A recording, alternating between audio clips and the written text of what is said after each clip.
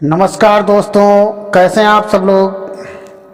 स्वागत है हमारे YouTube चैनल पर। दोस्तों, आज है 22 जनवरी 2026 को। आइए जानते हैं मायावती जी से जुड़ी 15 बड़ी खास और बेहद अहम खबरें हैं, वो भी सिर्फ कुछ ही मिनटों में। दोस्तों, ये खबरें आपको रोज़ाना हम 8 बजे से देते हैं, इसे आप लोग जरूर देखिए। दोस्तों, आज बहन मायावती जी ने दलित और बहुजन समाज को लेकर एक ऐसा बड़ा और चौंकाने वाला कदम उठाया है जिसने राजनीति हलकों में नई चर्चा छेड़ दी है। दोस्तों, विपक्ष में हलचल मच गई है, ये आपको देखना है, लेकिन उस फैसले की पूरी सच्चाई और उसका असली असर आपको वीडियो के बिल्कुल अंत में ही पता चलेगा। इसलिए इस वीडियो को शुरू से आखिरी तक जरूर देखिए। दोस्तों, ये सिर्फ खबरें नहीं बल्कि बहुजन समाज के हक, सम्मान और भविष्य से जुड़ी बातें हैं। इसलिए अगर आप बसपा की सोच और आंदोलन से जुड़े हैं तो हमारे चैनल को सब्सक्राइब करें, वीडियो को लाइक करें और पूरे विश्वास के साथ कमेंट में बीएसपी बहन मायावती जिंदाबाद जरूर लिखें। दोस्तों, चलिए शुरू करते हैं आज की 15 बड़ी खबरें।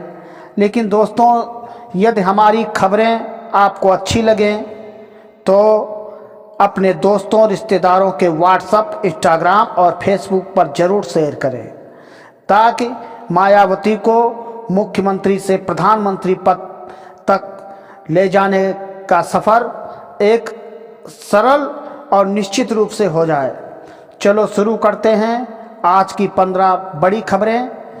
चलो चलते हैं पहली खबर की ओर। ध्यान से सुनिए सभी लोग। जय हिंद, जय भीम, बहन मायावती जिंदाबाद। सुनिए पहली खबर। बहुजन समाज पार्टी की राष्ट्रीय अध्यक्ष और उत्तर प्रदेश की पूर्व मुख्यमंत्री बहन कुमारी मायावती जी ने आज उत्तर प्रदेश के आगामी पंचायत चुनावों को लेकर एक बहुत ही महत्वपूर्ण संगठनात्मक बैठक बुलाई है। इस बैठक में मायावती जी ने स्पष्ट कर दिया है कि 2026 के ये पंचायत चुनाव केवल स्थानीय निकाय के चुनाव नहीं हैं, बल्कि ये 2027 के विधानसभा चुनावों का सेमीफाइनल हैं। मायावती जी ने कार्यकर्ताओं को संबोधित करते हुए कहा कि हमें गांव-गांव जाकर दलितों, पिछड़ों और अल्पसंख्यकों को ये समझाना होगा कि उनके असली हक की लड़ाई सिर्फ बसपा ही लड़ सकती है। उन्होंने निर्देश दिया है कि बूथ स्तर पर समितियों को फिर से सक्रिय किया जाए और पुराने वफादार कार्यकर्ताओं को सम्मान देते हुए उन्हें मुख्यधारा में वापस लाया जाए। बहन जी ने यह भी कहा कि विपक्षी दल हमारी चुप्पी को कमजोरी न समझें, हम जमीन पर काम कर रहे हैं और पंचायत चुनावों के नतीजे विरोधियों के होश उड़ा देंगे। आइए बढ़ते हैं दूसरी बड़ी खबर की ओर। मायावती जी ने आज केंद्र और राज्य की वर्तमान सरकारों द्वारा चलाई जा रही सुकन्या समृद्धि योजना के 11 वर्ष पूरे होने पर अपनी प्रतिक्रिया दी है। उन्होंने कहा कि बेटियों के भविष्य के लिए योजनाएं बनाना अच्छी बात है, लेकिन केवल आंकड़ों में खाते खोल देने से दलित और गरीब बस्तियों की बेटियों का भला नहीं होगा। मायावती जी ने सवाल उठाया कि जिन परिवारों के पास न्यूनतम जमा राशि 250 रुपये देने के लिए भी साधन नहीं है, उनके लिए सरकार क्या कर रही है। उन्होंने मांग की है कि सरकार को ऐसी योजनाओं में दलित और अति पिछड़े वर्ग की बेटियों के लिए विशेष अनुदान देना चाहिए, ताकि शिक्षा और विवाह के समय उन्हें वास्तविक लाभ मिल सके।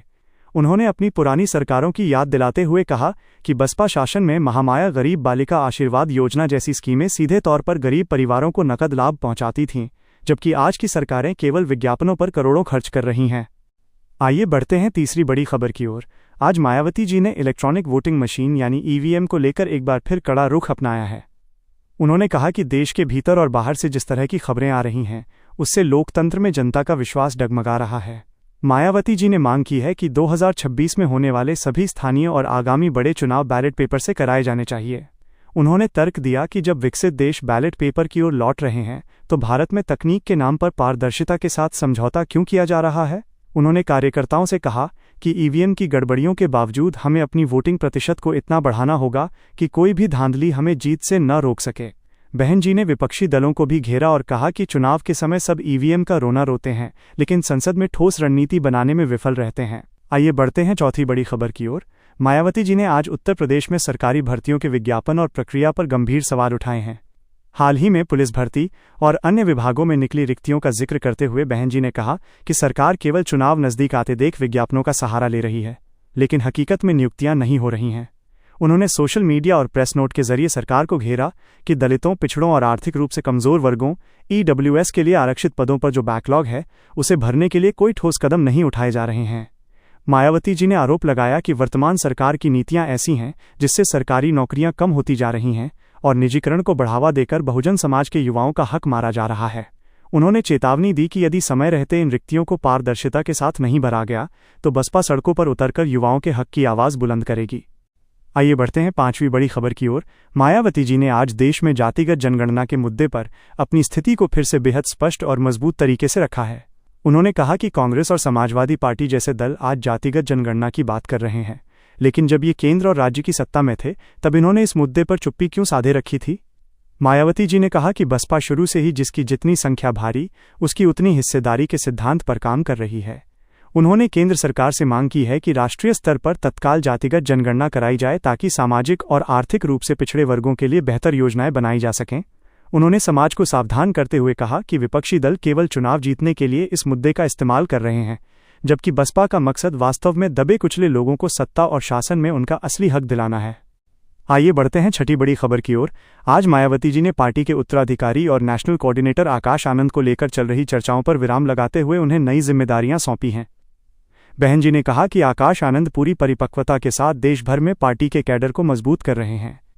आज की बैठक में उन्होंने आकाश आनंद को निर्देश दिया कि वे विशेष रूप से उत्तर भारत के राज्यों और पंजाब में युवाओं को जोड़ने के लिए बहुजन युवा कनेक्ट अभियान की शुरुआत करें। मायावती जी ने कहा कि आज का युवा पढ़ा लिखा है और वो बाबा साहेब डॉक्टर भीमराव अंबेडकर के संदेशों को तकनीक के माध्यम से समझ रहा है। आकाश आनंद को सोशल मीडिया और डिजिटल प्लेटफॉर्म पर बसपा की विचारधारा को प्रभावी ढंग से फैलाने का जिम्मा दिया गया है। उन्होंने स्पष्ट किया कि बसपा का भविष्य युवाओं के हाथ में सुरक्षित है और आकाश आनंद के नेतृत्व में युवा टीम 2026 और 2027 के चुनावों में निर्णायक भूमिका निभाएगी। आइए बढ़ते हैं सातवीं बड़ी खबर की ओर।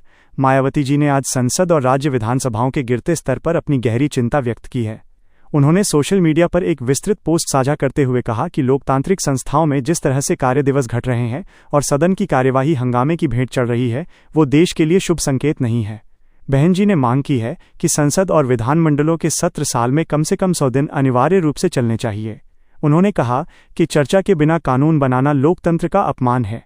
मायावती जी ने यह भी सुझाव दिया कि सत्र के दौरान शांति व्यवस्था बनाए रखने और जनहित के मुद्दों पर सार्थक बहस के लिए कड़े नियम लागू किए जाने चाहिए ताकि जनता के टैक्स का पैसा और जनप्रतिनिधियों का समय बर्बाद न हो। आइए बढ़ते हैं आठवीं बड़ी खबर की ओर।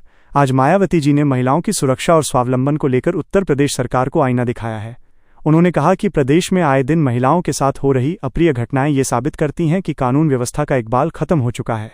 उन्होंने अपनी सरकार के समय की याद दिलाते हुए कहा कि जब बसपा सत्ता में थी तो अपराधियों में खौफ था और महिलाएं आधी रात को भी सुरक्षित महसूस करती थीं। उन्होंने मांग की है कि केवल नारी शक्ति के नाम पर विज्ञापन देने से काम नहीं चलेगा, बल्कि धरातल पर महिला पुलिसकर्मियों की संख्या बढ़ानी होगी और फास्ट ट्रैक कोर्ट के जरिए अपराधियों को तत्काल सजा दिलानी होगी। बहन जी ने महिला कार्यकर्ताओं से कहा कि वे हर जिले में पीड़ित महिलाओं की मदद के लिए आगे आएं और उन्हें कानूनी सहायता प्रदान करें। आइए बढ़ते हैं नौवीं बड़ी खबर की ओर। मायावती जी ने आज अल्पसंख्यक समाज, विशेषकर मुस्लिम समुदाय के प्रति विपक्षी दलों के दोहरे रवैये पर तीखा हमला बोला है।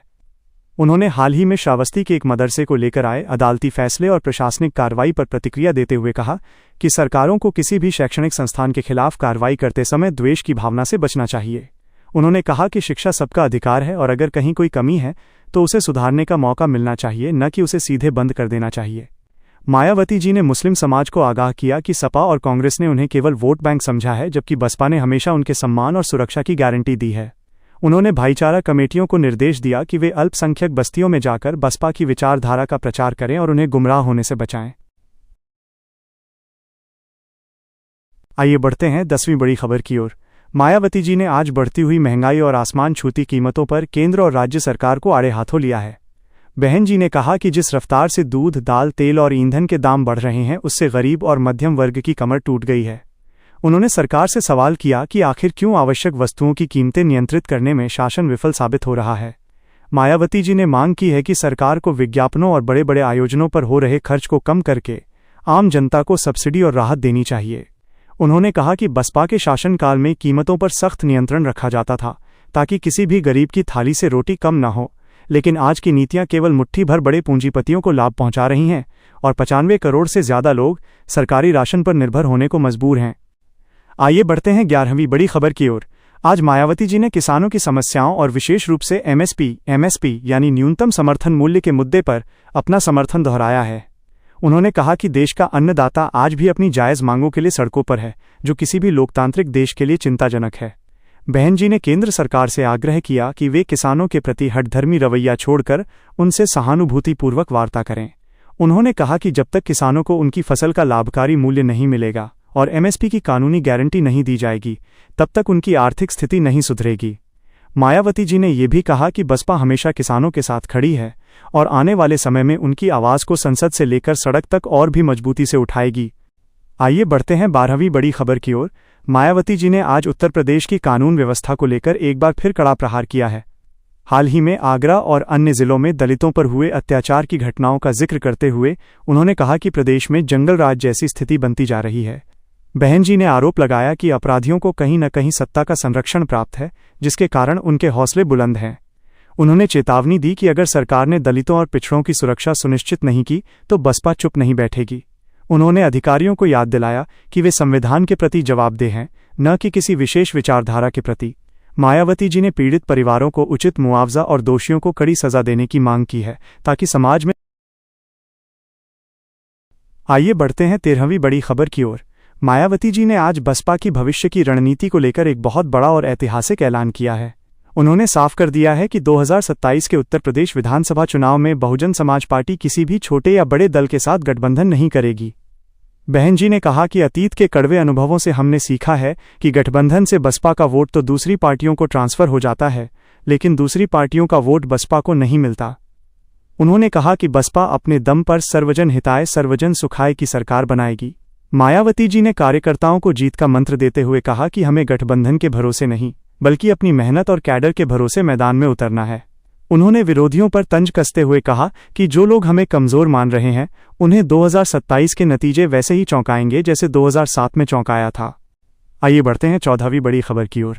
आज मायावती जी ने ब्राह्मण समाज को लेकर एक बहुत ही प्रभावशाली बयान दिया है, जिसने सूबे की राजनीति में नई बहस छेड़ दी है। बहन जी ने कहा कि ब्राह्मण समाज को किसी का बाटी चोखा या कोई प्रतीकात्मक चीज नहीं चाहिए, बल्कि उन्हें असली सम्मान, उचित प्रतिनिधित्व और रोजगार के ठोस साधन चाहिए।